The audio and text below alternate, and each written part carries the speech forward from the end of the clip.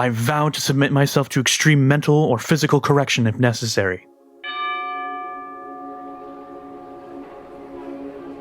YAHSHI discovered that hair could make a miraculous impact on perception. Upon VELL's arrival to the dining hall for breakfast, trainees fell silent. Her long hair had once softened the features that now made her resting face menacing. By carrying herself with a newfound boldness, VELL redefined her haircut as a statement of dedication rather than an act of helplessness. She took a seat across from YAHSHI and slammed 3 history textbooks onto the table. He flinched at the impact. Shall we begin? Pinto pushed his plate aside and slid VELL's books in front of him. Impressive titles. Why those books in particular? I was in the library for hours yesterday and I had no clue where to begin.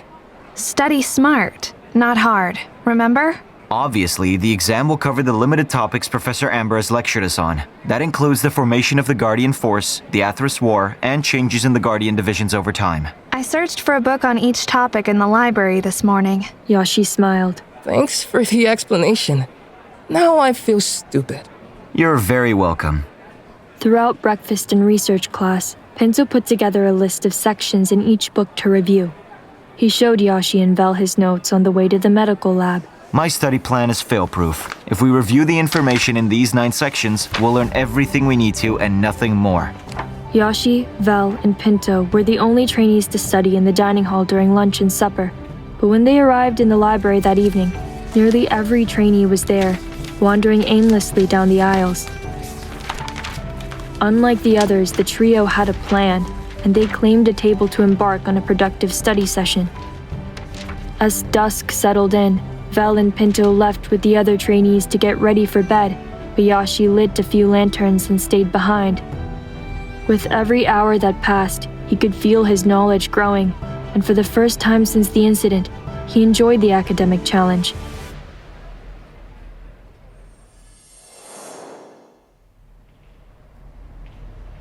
Pinto and VELL returned to the library after the morning bell rang. YAHSHI glanced at them briefly before refocusing on the page in front of him. 3 events led to the formation of the Guardian Force. The first was the murder of... YAHSHI, please tell me you didn't stay up all night? I didn't stay up all night. He skipped to the next paragraph as they approached his table. The second was the attempted Fukui Palace invasion. Although the operation was unsuccessful, it sparked concern regarding the royal family's safety and the security of... Stop. The book slipped out from under YAHSHI's fingertips, and VELL slammed it shut. You're being reckless. Without sleep, you won't think clearly. No need to scare him, VELL. It's too late now. I'm fine. Really, not sleepy at all. Another bell rang, and YAHSHI sprung from his seat. And there's the bell. Let's get breakfast.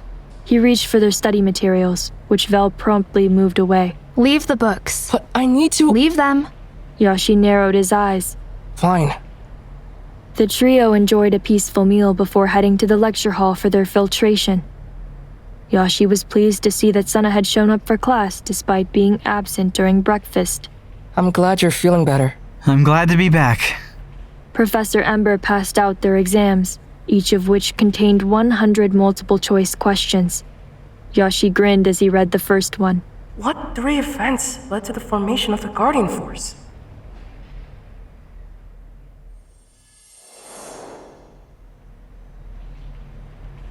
After handing Professor EMBRE his completed exam, the sleepiness kicked in.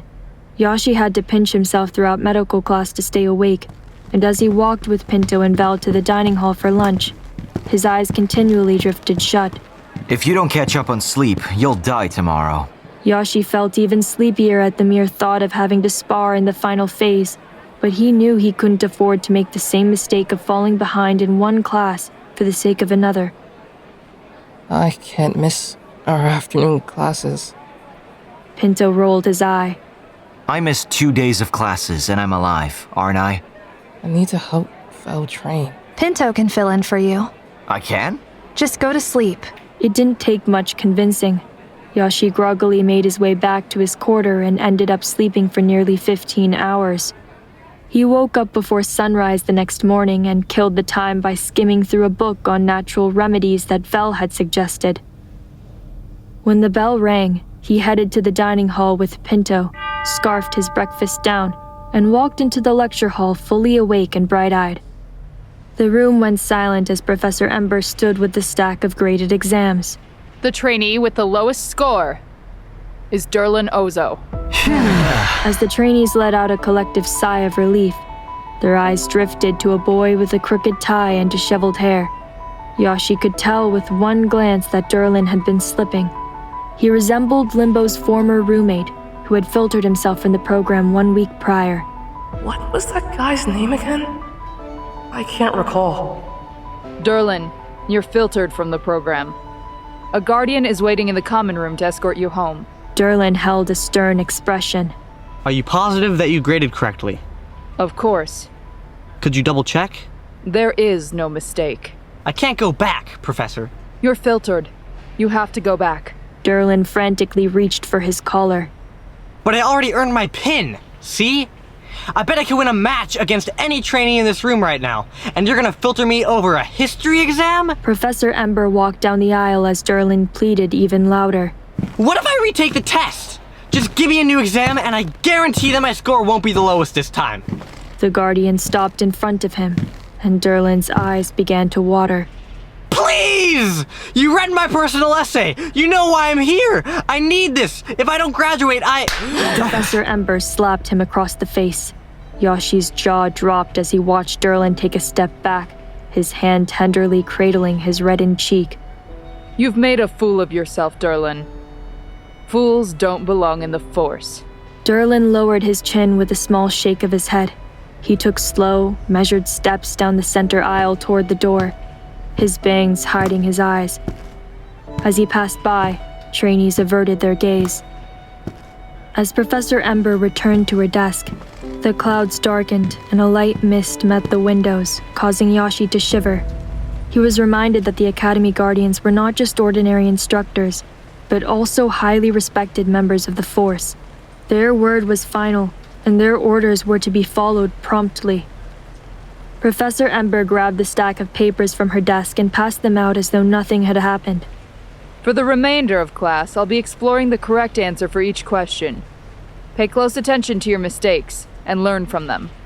YAHSHI's exam displayed the circled number 52 in red ink, but he didn't mind the low score. 3 weeks ago, he'd been worried that he might have to repeat the term, but here he was now, passing a research filtration at the most prestigious school in the Empire. The bell rang. As YAHSHI made his way toward the door, Professor Ember locked eyes with him. YAHSHI, stay behind a moment. YAHSHI halted by her desk, holding his breath as the other trainees filed out of the room. I finished your new paper. Professor Ember held out his revised personal essay. It's perfect. Really? Hold on to it as a reminder of what drives you. I will. YAHSHI took the pages into his hands. As for the exam, you cut it close. If you had missed one more question, you and DURLAN would have been tied for the lowest scores. The research division values attention to detail, so be more cautious when you read next time. You missed at least 3 questions because you chose examples instead of exceptions. The tenseness in his shoulders faded completely.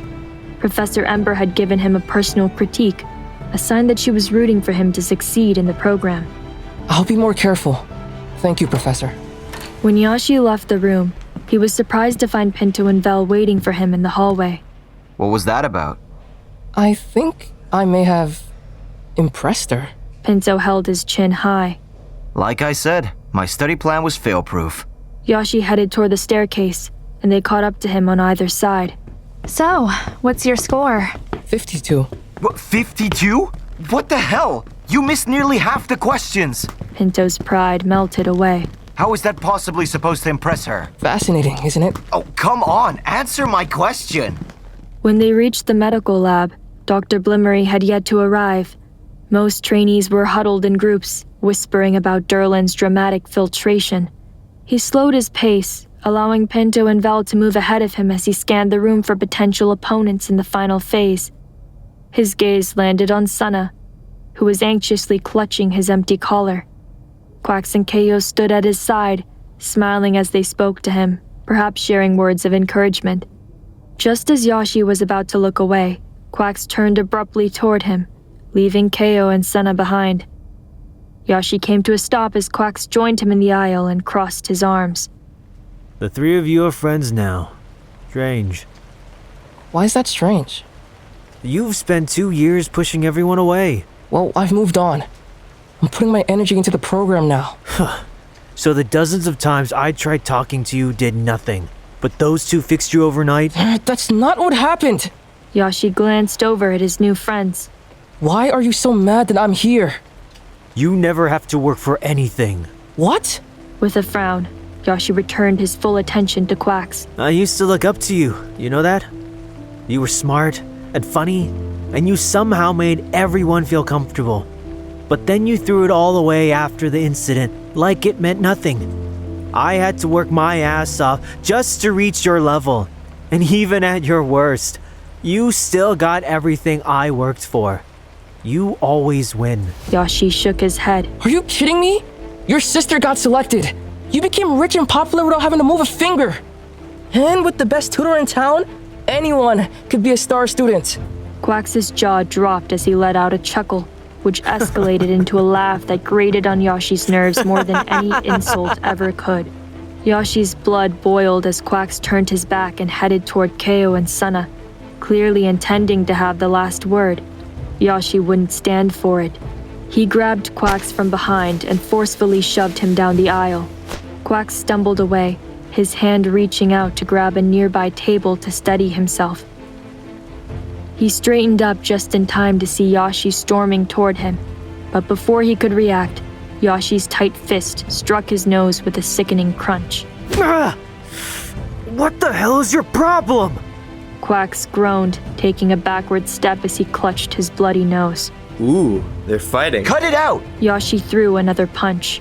QUAX ducked and retaliated with an uppercut that left YAHSHI's jaw trembling. But the rage numbed his pain, and YAHSHI sprung back with all his might. QUAX's cheekbone took another blow, which seemed to cut off his edge. YAHSHI easily anticipated his next moves, waiting for an opening before kicking QUAX in the knee and sending him to the floor. Fire coursed through his veins as he pinned his old friend down. The rain began to pour, but he didn't listen. He jammed his fist into the same eye he had blackened 3 weeks prior. He wanted to see it bruised and swollen all over again. QUAX pried at YAHSHI's grip, but his strength was waning. He brought his arm down once more, and shouting ensued. There were footsteps and gasps and names called. Someone was bound to intervene, and he wouldn't allow this fight to get cut short. YAHSHI would have to end it quickly. He needs to know that he can't win. Blood dripped from QUAX's chin as YAHSHI punched him again and again. QUAX's resistance eventually failed, and with a cough, his body went limp. YAHSHI landed one more hit before a group of arms dragged him away.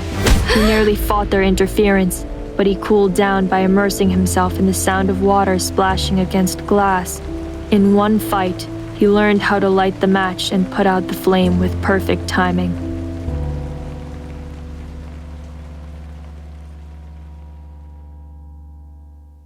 Belladonna, Book 1, Nightshade Academy.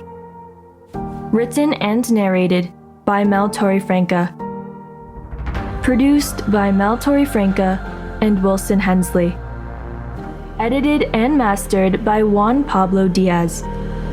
How did we get here? Something went wrong. We worked hard for this life that we don't want at all. Cover art by Mad Studio.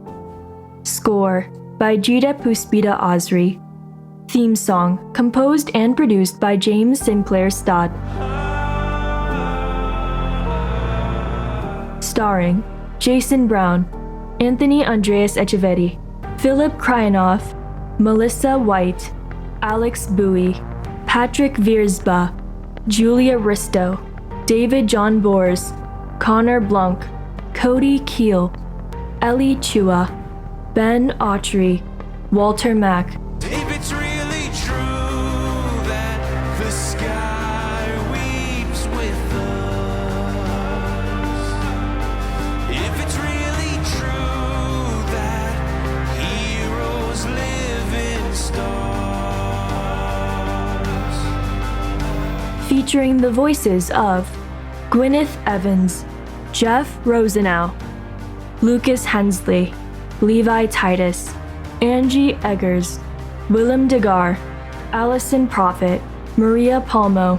Nightshade Academy is produced in association with Lost Island Press.